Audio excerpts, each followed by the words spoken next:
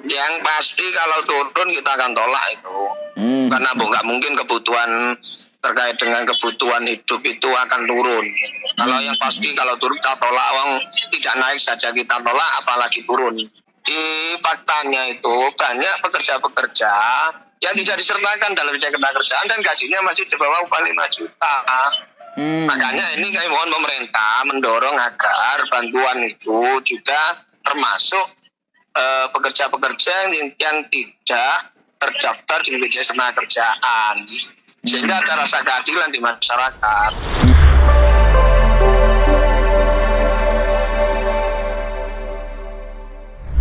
Assalamualaikum. Waalaikumsalam, siap. Iya, soalnya aku jandoman, jadi mungkin akan tanya beberapa hal kaitannya dengan rencana ini ya, penetapan tahun ini ya 2021 ya. Ini dari teman-teman pengupahan. Nah, kemarin kan sempat sebelum disahkan kan, atau seharusnya sudah dalam proses.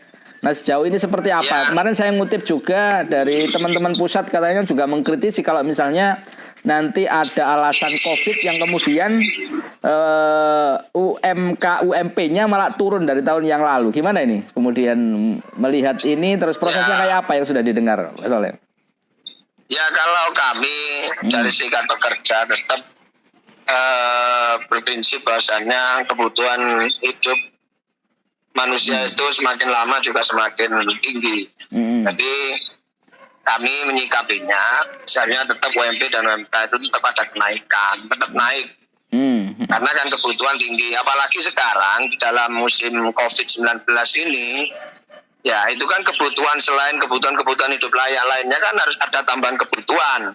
Seperti harus beli hand sanitizer, harus beli masker dan lain-lain kan untuk kepentingan pencegahan terhadap COVID-19 itu, sehingga tetap seharusnya pemerintah menaikkan upah kita karena untuk menambah beban atau mengurangi beban dari pekerja buruh. Seperti itu. Nah, sejauh ini di kabupaten sendiri sudah mendengar ada proses bukan mendengar sampai saat ini, kami Dewan Pengupahan masih belum ada undangan, masih belum ada informasi terkait dengan tahapan-tahapan terhadap undang-undang, terhadap proses upah minimum kabupaten, kota maupun provinsi tentang penetapan upah minimum 2021. Sampai saat ini belum dapat kita untuk di Pasuruan. Belum dapat, ini artinya kalau misalnya dalam kondisi yang seperti ini itu seperti apa nanti? Masuk gak krungu ya ini kok ditunda dan sebagainya, apakah seperti itu?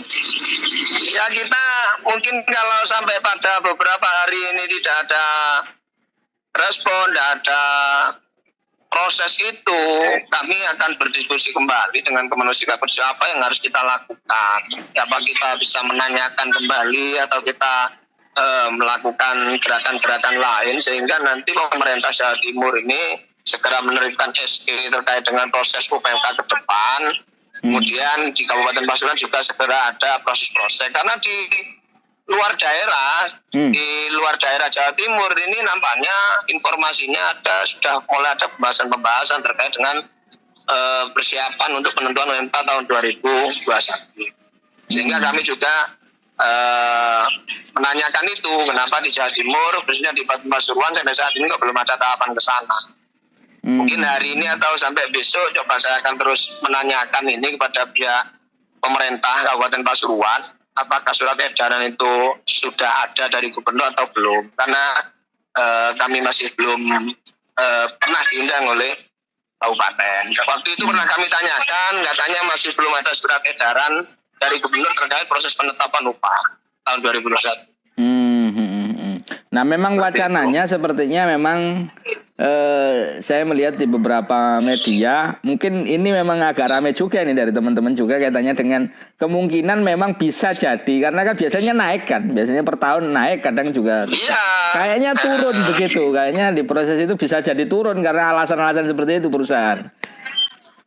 Yang pasti kalau turun kita akan tolak itu, karena nggak mungkin kebutuhan terkait dengan kebutuhan hidup itu akan turun. Kalau yang pasti kalau turun kita tolak, wong tidak naik saja kita tolak, apalagi turun.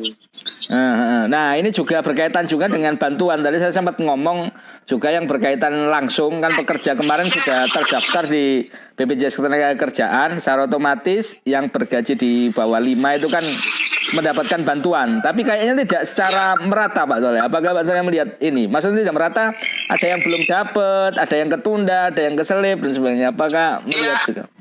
Iya pasti ada itu, karena kan yang jadi data kan dari BPJS Ketenagakerjaan yang ikut yang terdaftar di BPJS Ketenagakerjaan. Sedangkan di faktanya itu banyak pekerja-pekerja yang tidak disertakan dalam BPJS Ketenagakerjaan dan gajinya masih di bawah upah 5 juta.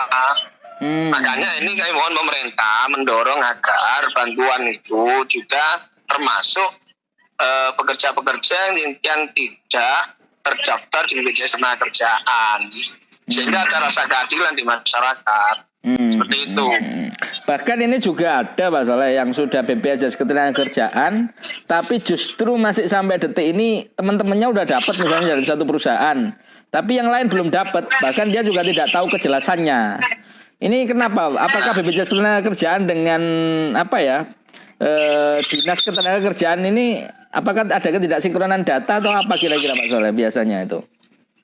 Lah bisa saja seperti itu, karena selama ini kan memang terkait dengan wajib lapor ketenagakerjaan maupun yang lainnya kan perusahaan banyak itu pelanggaran-pelanggaran yang dilakukan.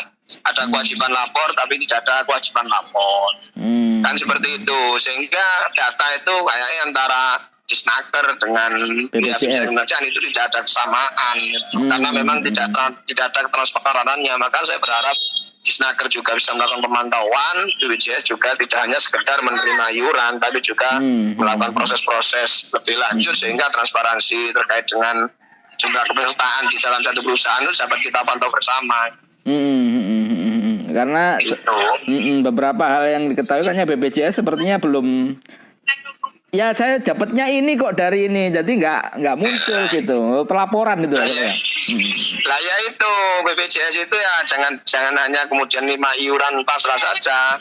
Ayo kita saling bersinergi untuk melakukan pengawasan, karena sekarang ini kan BPJS juga bisa melakukan pemantauan. Nah sekarang karena kerjanya 100 orang dilaporkan 50 orang kan bisa saja gitu loh. Makanya antara BPJNaker maupun dengan Snaker atau dengan kami sikap kerja harus terus bersinergi dengan Apindo juga, sehingga nanti dapat betul-betul menjalankan amanah sesuai dengan ketentuan undang-undang yang berlaku.